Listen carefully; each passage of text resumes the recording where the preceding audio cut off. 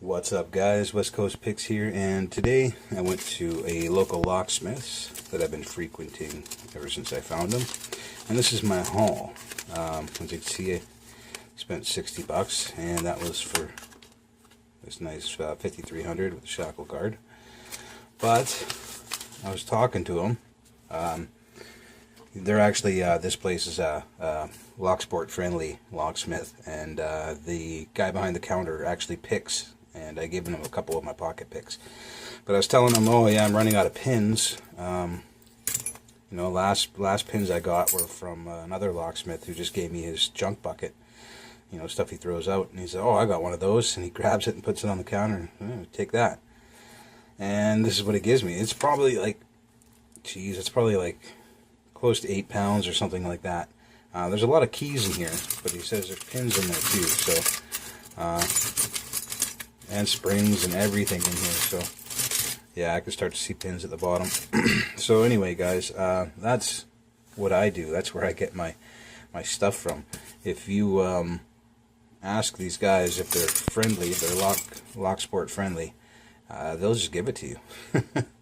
So I'm going to go through this. I'm going to take all the keys out and everything big and put it off into one pile, and then all the pins into another pile, and then I'm going to clean them. I'm going to show you how I do that. Alright guys, I thought I'd just share with you a little bit of the process of cleaning these pins here.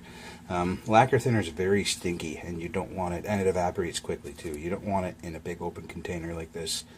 I'm going to use this jar with a lid to, and you can see how clean they're getting. So I'm just going to dump a lot of this in there. Still the odd key in here.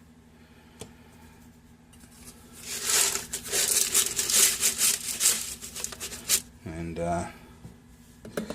see how it goes here.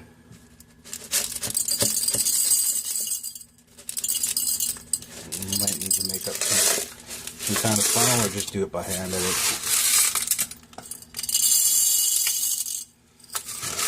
the better way, I think.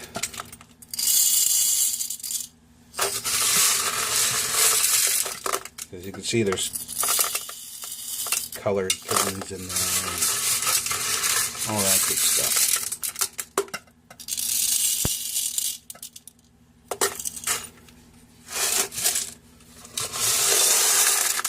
Alright guys, I'm going to get this in there, and I'm going to put the lacquer thinner in, then I'll come back. Alright guys, I'm back. I got it all in the jar, and it's soaking in lacquer thinner right now. If you could smell the room, you would know.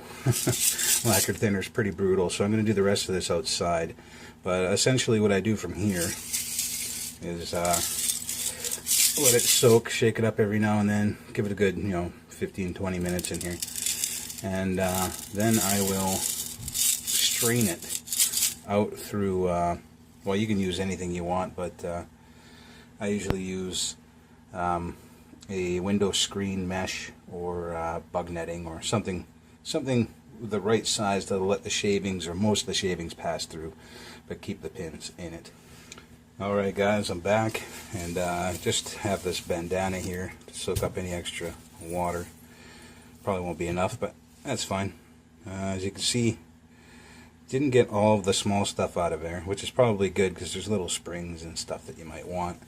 But there's going to be a lot of shavings left, even though I sieved them through this mesh bag and shook it around a bunch and tried to get as most as you could, but inevitably you don't get it all. So let's see what kind of goodness we got here. As you can see, they're all nice and shiny now. All the ones that had red anodized on them, all gone, or any other color that was anodized on it, it's all gone now. And we have just a bunch of pins and shards of metal and stuff like that. So I'm not gonna spend too much time on this bag. There's probably a lot of springs and stuff stuck in there. I'll do that after I've sorted the main bulk here. And basically now I just go through here and pick out anything that's not a pin and put it aside. If it's a spring, I put it into my spring box, and if it's anything not a spring or a pin, I put it into some other tray. Stuff I probably won't use or might use sometime, so I keep it in one of my parts trays. Anyway guys, I'm going to start picking through this, and I'll show you what I got at the end. Alright guys, it's all cleaned up and sorted out, well, for the most part anyway. And I'm just going to go over a bit of the goodies here. Some notable things in the non-pin section. Some Medico keys. So 3 Medico keys that I haven't checked to see if they fit my cylinder yet, but if they do, then if I ever get control on it, I'll be able to repin it. Maybe. Also for Everest keys. So I have an Everest cylinder around here, a couple of them actually, and I don't have keys for them. So now I do. I can pin them up. They're just 4 Everest keys, pre-cut. Abloy keys. So I got some Abloy keys. I don't know if I could ever do anything with them, but there they are. And then some other notable keys. Some blanks, which is pretty nice. They're 0-bitted, but these are just Sargent LA keyway blanks, 2 of them. They were in the bucket. This SC4 was in the bucket. Blank, of course. This blank ASSA twin was in the bucket, which is nice. The sidebar has been probably screwed up, and that's why it's thrown in the bin. But a lot of these ASSA have the sidebar disabled for whatever reason, so that could be good for somebody who doesn't need the sidebar. And then also a pre-cut ASSA twin, which is also cool because I have a ASSA twin cylinder here missing the sidebar, but I don't have a key for it, so this would be perfect. And then what else? We got a Primus key, pre-cut I guess. Don't have any of those yet, so it'll be one of those. Then another blank. I'm not sure what this is. Kind of looks like a KW10, but another 0-bid. So blank key. And then this crazy, weird. I don't know anything about it. I just thought it was a weird key, cool key. Obviously some vehicle key, but yeah. Alright, and then a big whack of multi-lock keys. These look like they're all interactive. They don't look like MT5s. I don't see any laser grooves on any of them. I think there's even a blank one in here somewhere. Yeah. So, a couple of them. Blank on one side anyway. So yeah, that's a big whack of interactive keys, which is cool because also, not pin related, was a bunch of cylinders, but one of them is actually a multi-lock cylinder.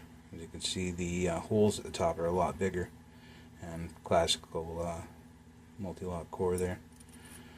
So that can actually probably do me some good, considering I got a bunch of multi-lock pins in there as well. So hopefully I can pin this thing up to one of these keys, and I'll have myself a multi-lock kick cylinder for free. That's awesome. So this is all the multi-lock pins. These are all the springs. Not a lot of them, but you know, I threw a lot out because they were just toasted. But these are the salvageable ones. These are everything that's not a pin, but still brass or rock related or whatever. These will be like the screws for your Americans. These are obviously wafers. A lot of Z-bars in there for ABIS, and all these little adapters for kick cores and stuff. Lots of that in there, so it's good to have that stuff lying around. This is all miscellaneous stuff that is going to be good for me to have. I think this is the sidebar from my missing ASSA twin, the one that my ASSA twin is missing. I haven't opened it up to see if it fits in there yet, but it looks an awful lot like one. There's 3 of them there.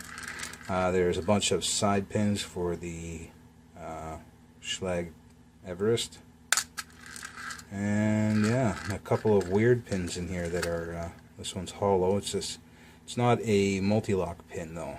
It's the same size as the standard pin.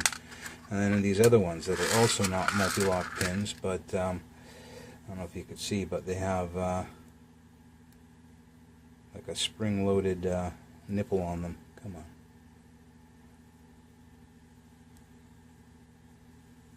There we go. So see that little nipple is actually spring-loaded.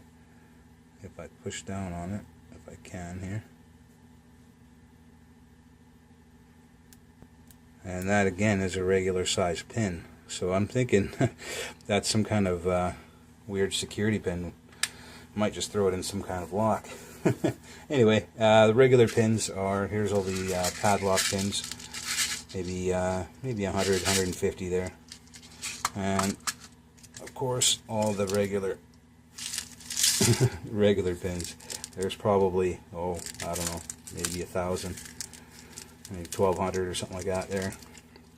So I got a lot of stuff out of that tub, guys. This will keep me stocked up for a while. I need more springs, but you know, what can you do?